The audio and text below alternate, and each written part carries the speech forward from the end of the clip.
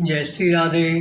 रामधारी गुप्ता, खंड 1, प्रतिलेखन संख्या 63, गति 100 शब्द प्रति मिनट। प्रारंभ करें।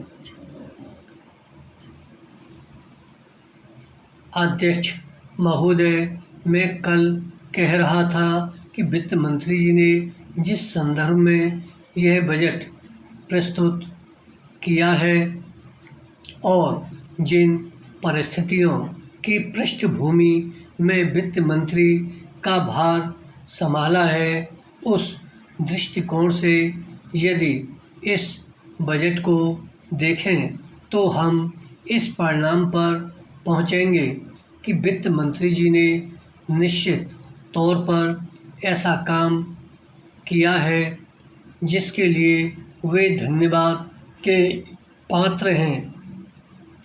उन्होंने देश की अर्थव्यवस्था को सुधारने का भार लेकर उसमें सफलता प्राप्त करके देश की बिगड़ती हुई आर्थिक दशा को सुधारा।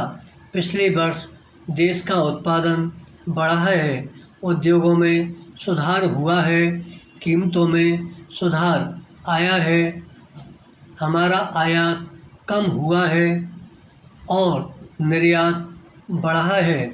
इस तरह से देश में एक नई आशा और विश्वास पैदा हुआ है। इस वर्ष के बजट द्वारा भी उन्होंने पिछले वर्ष के कार्यक्रम को जारी रखने की कोशिश करने का प्रयास किया है। मुझे इसमें कोई संदेह नहीं है कि इसमें भी उनको सफलता मिलेगी।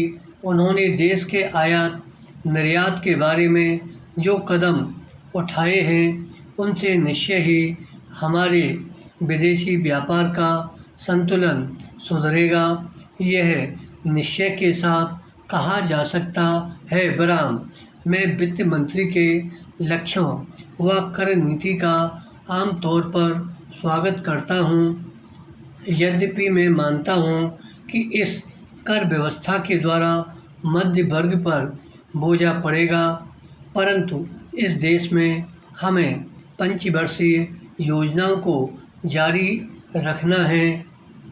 इसलिए उस संदर्भ में हमें आर्थिक साधन जुटाने पड़ेंगे और ऐसी दशा में जो लोग इस देश में ऐसी स्थिति में हैं जो कष्ट उठाकर के भी कुछ दे सकते हैं, उनको देश के लिए देना ही पड़ेगा। विराम।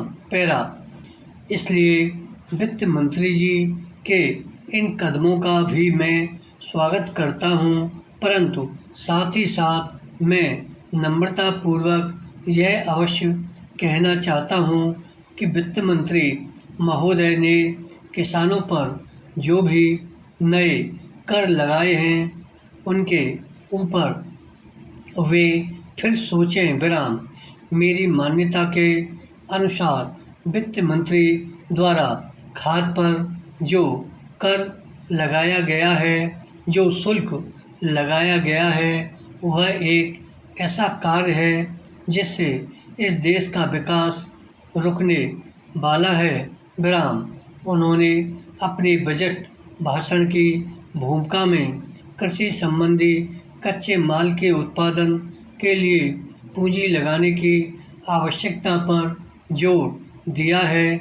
उनकी स्वयं की यह मान्यता है कि कृषि का उत्पादन बढ़ाना बहुत आवश्यक है। धन्यवाद।